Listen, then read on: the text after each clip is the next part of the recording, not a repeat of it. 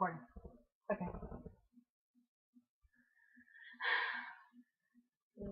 Yeah, I am. So, Supernatural Season 5. The last season. The very last season. You know, I applaud them for this because so many people try and milk something for all it's worth and have it go years past the prime to where it's a shell of its former self and it's just embarrassing and painful to watch. But no. They showed some integrity and ended it where he intended it to end.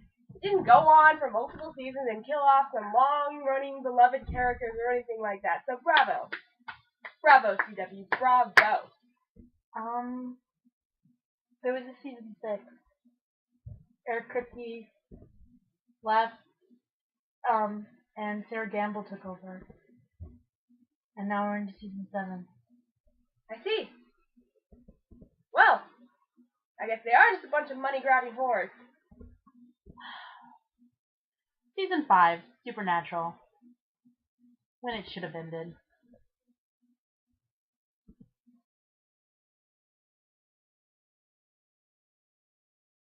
Like, I love the Season 5 finale. I adore it. I just think it's awesome from start to finish. I think it's the best finale the show ever had. It was just amazing.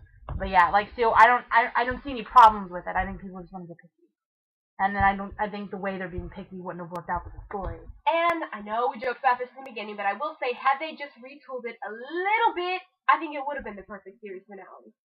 You know? That's what I'm saying. But of course, I'm not saying I wanted Sam to be in hell forever. I said retweak it a little. Well, at the end of the finale, they show him out of hell. Yeah. I mean, I guess you could say, like, I guess it could show, this, for series finale. He's out of hell. And then Castiel comes and goes, aren't you going to tell him I got you out of hell? And he's like, no, he's happy. I'll just go on, doing whatever. That would have been a perfect I thought about this. finale. I thought about this. Beautiful. Everyone ends up happy. They get to live, which is something I want that I know I'm not going to get when the show ends. But I actually want them both to live, and everyone's like, I don't see how it could happen. Season 5, it could have happened, and Sam could have been like, no, I'm not causing him problems. He deserves this life. After, him have his speech to Dean, like Dean had to Sam, and you would have had all this. I think that would have been a great finale. Honestly. And I also would have loved it if Castiel would have actually been God. That would have been cool. Yeah. Because that's what I'm just saying, though. Like, I mean, not season 6 God, but like if this was if this was the true finale. And that like, was the original plan, I think. Yes. And him would be like, Castiel, are you God? And I would have been like, that was epic. I was sitting there like, is he? I was like, no. And I'm like, oh. That would have been good. And also because season 6 and 7, I don't foresee them fixing the Castiel situation. So if this is what they were going to do, I would have rather him either be God and that be that, or just go back to heaven and let's just assume he's doing fine up there, Exactly. But what they did with him, it was like, I would have rather he just went out on a high note than what happened. But that's what I'm saying. I know we're getting off track, and I just have to say this. And I just think, because it does actually somewhat pertain to season 5. It just shows you how Eric Kripke could end things and how Sarah Gamble is things. Gamble. Sorry, it did come out kind of gurgly. I had something in my throat. But Sarah Gamble, I do know her name, trust me.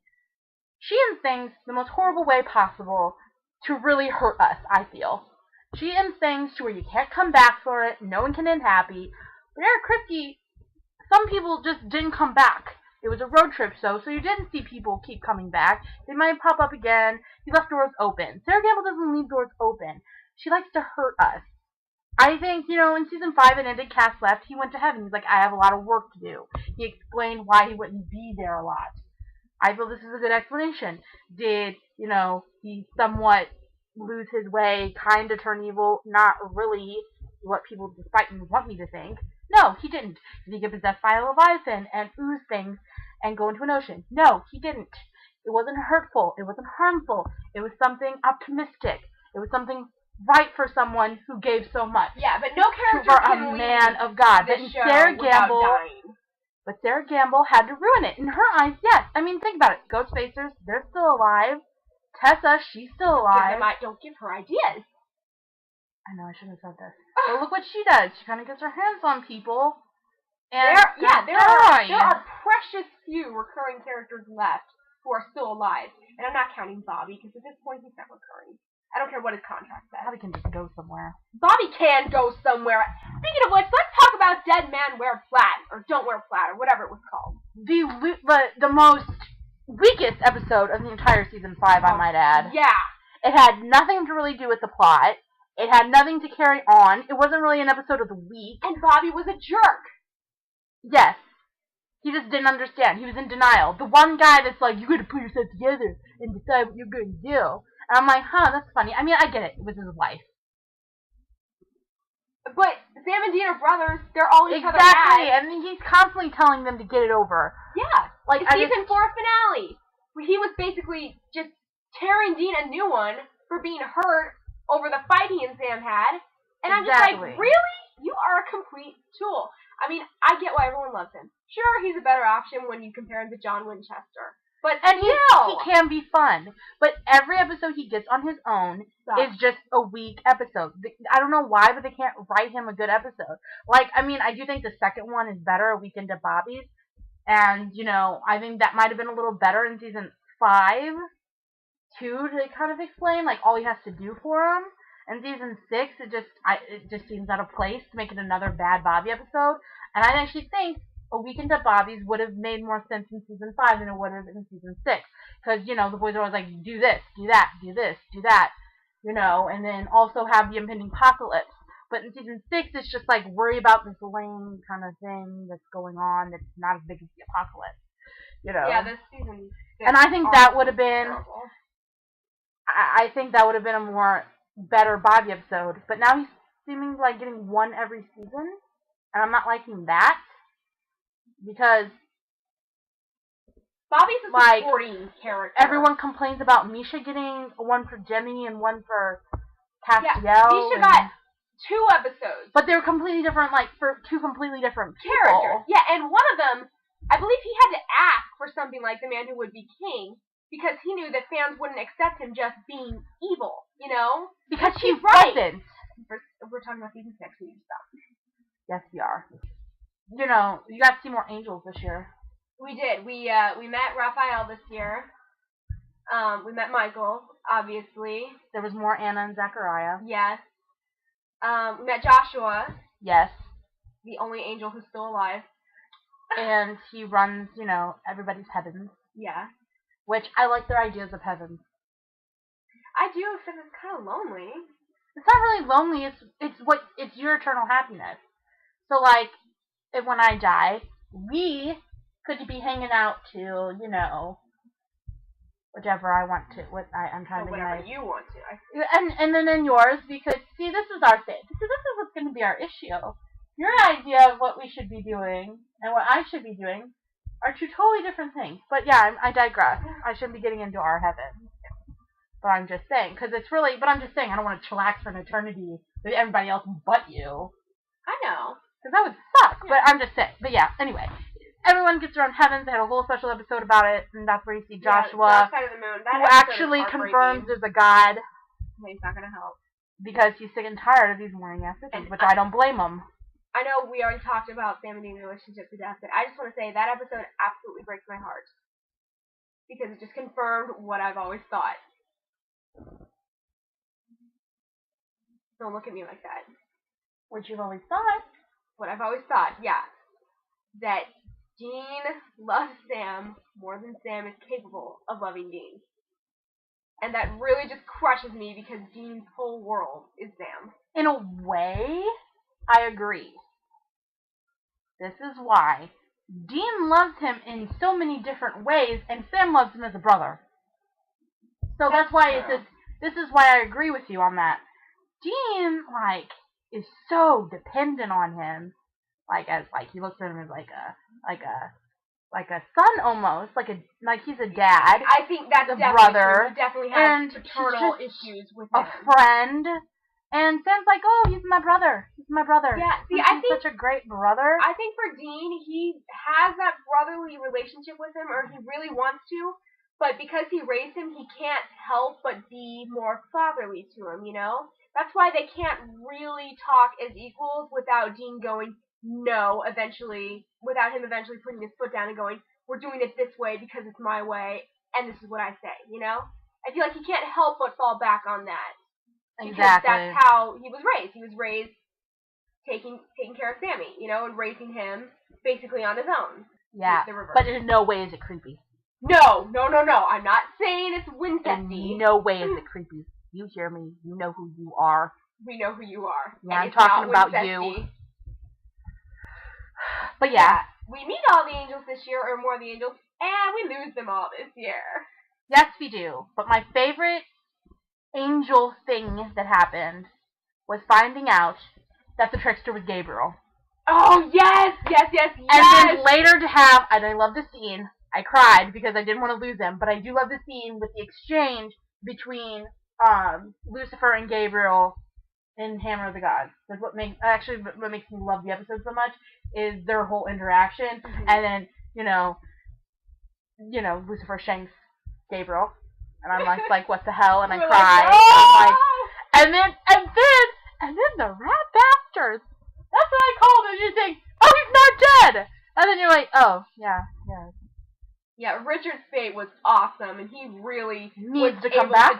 And able to change from the trickster to Gabriel very quickly. You know? I know you saw the body movement, and you got one of the serious. amazing episodes of Changing Channels. Oh, and he gave that whole speech at the end. It was beautiful. Changing Channels is such a brilliant episode. It is awesome. It's funny, and then it moves the plot forward, and it brings the drama. You know.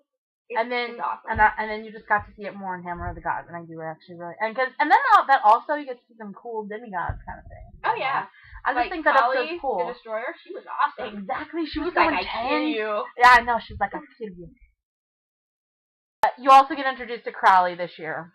Crowley, my feelings for you are mixed.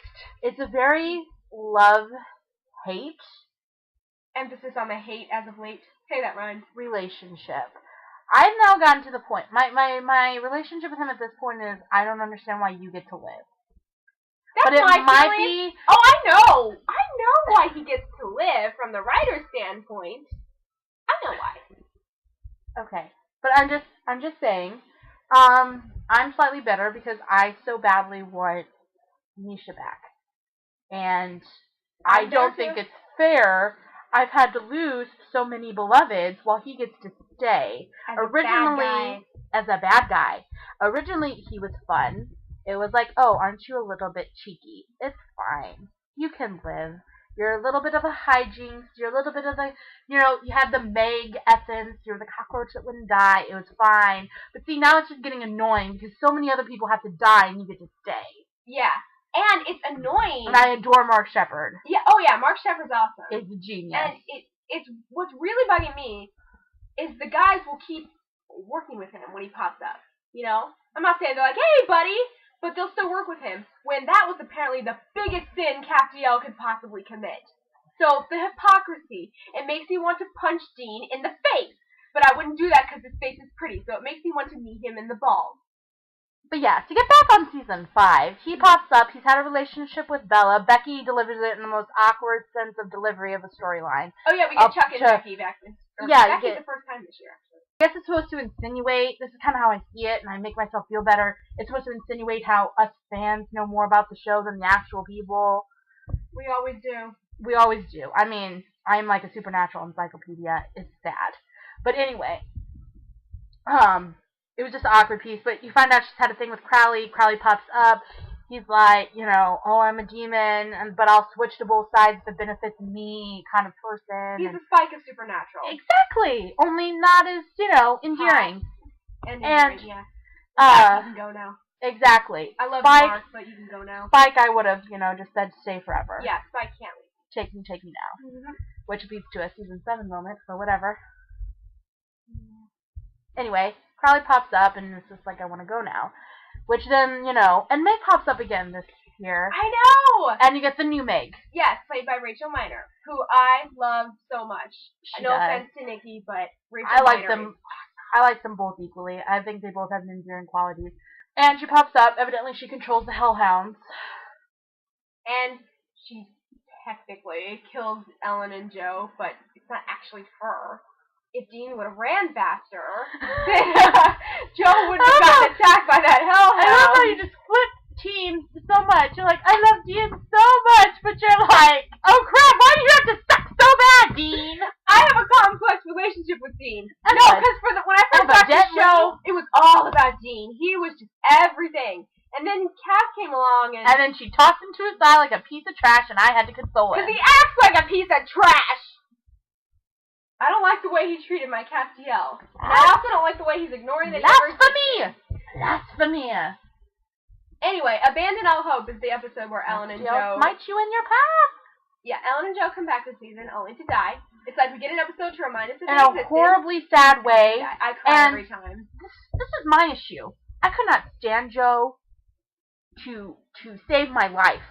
I could not stand her. I wanted to throw her. I wanted to shank her. I wanted to insert whatever mad ranter, evil thing to the character.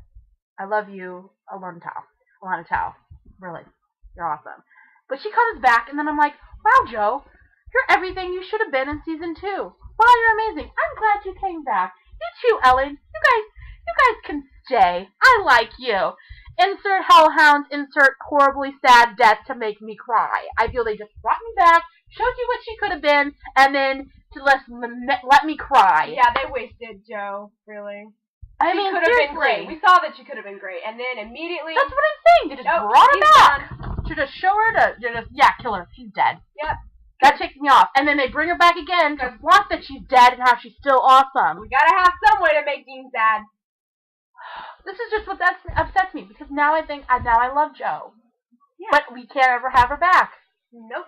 And this isn't, oh, I now know it's worse. No. Her character was considerably better when she came back. She was. And I think Alana Tao had said that when she was asked back, and she was surprised she was asked back, that she, took into consideration what the criticisms were. And then she didn't read the end of the script, clearly, because her efforts were for nothing. Yeah. They killed her! She might as well have kept being the little brat she was in season 2. But yeah, I'm fine. I've moved on from it. Clearly. But yeah, all of this happens. Everyone dies in season 5. The angels die, Ellen and Joe die. The demons live, surprisingly. Meg and Crowley, they make it out okay. Of course they do. That's what I'm saying. They're the cockroaches that won't die. Yeah. At first you don't mind them, but now at a certain point you'll want them to leave. We gotta talk about Lisa and Ben. Do we? We do. I don't know if I can handle it. Apparently, when Dean's going through his, oh, woe with me, what's the point phase. Somehow he found a soulmate in all of this who has no personality and a kid with baggage, and I'm just like, what the hell? She wasn't that important. She wasn't that great. Oh my god, why do we bring her back? I hate you, Sarah Gamble. Right, so as I was saying, he runs off, leaving Sam at this motel, and drives off to see somebody that he has to say goodbye to, and it's Lisa. And he opens the door, and you're like, who are you? And then you reach back into your brain, and you're like, oh, yep, it's the woman he spent a grand total of a weekend 4 days with. Yes, 2 weekends. 2 weekends, and all of a sudden they're soulmates. And every time he thinks of his happiness, he thinks of her. And she feels the same. And I'm like, what? You could have set this up a little less clumsily and shoehorn. I mean, I grant you, everyone else is dead at this point. But I didn't like her either. But Cassie would have made more sense. He actually had a relationship with her. The only reason he likes Lisa, and the only reason somehow she's his soulmate, is the idea of what Lisa represents. And it's because she has a kid. And it's because she has Ben. It's because she completes the family he wants. The really awesome kid that somehow agrees with everything he says and idolizes him and will never disagree with him like Sam does, and the woman who does the same thing and will sit at his feet and just be the awesome the awesome, beautiful wife. No, because she has no personality. She has nothing. She is a woman that does not exist. I'm sorry. No, she later argues with him slightly, but no, it's the idea of what it represents. It's not actually Lisa and No, Ben. I agree. It's not them. It's the idea of them. I totally agree with you. That's the thing. They're not characters. They're just this representation of this ideal life that Dean can never have, and we have to bring them back and lose him again, to make Dean suffer, to hammer home the fact that he will never have this life. And it was pointless. And it was an excuse to give Dean to, plant himself somewhere for a year. Yes, exactly. It was Sarah Gamble's way of saying, up yours to us. And to set up her season 6, it was a friggin' downhill disaster. A waste of a season. Oh, my God. And let me insert here, I think Cindy Sampson is an amazing, funny lady in real life. We always have to specify, we have nothing against these actors. And I have nothing against the little boy. I don't know a lot about him. I haven't seen him, talk in life. But I'm sure the little boy that plays Ben is great. He's a happy, carefree child. I really only know a little bit about Cindy Sampson, who is fun. I love your wit. You seem friendly. Let's hang out. But no. Because I don't know you, and that's kind of creepy. But yeah. Lisa, no. Just no. Yeah, but it all leads to the finale, which was an amazing finale in my part. I cried. And I wish it would have ended there, kind of. I just think the show would have just been more complete. I mean, I'm glad we had the French mistake, and I'm kind of glad we had the man who would be king. And because I'm a relentless addict, I need Supernatural for as many years as it'll give me, and I'll continue to watch it loyally. Because, like I said, I'm an addict. But not all addictions are good for you. And I like Casey in defending your Season 5. Look it up. It was awesome. Definitely one of the better seasons. Very cool. Very cool. See you all next time for our Season 6.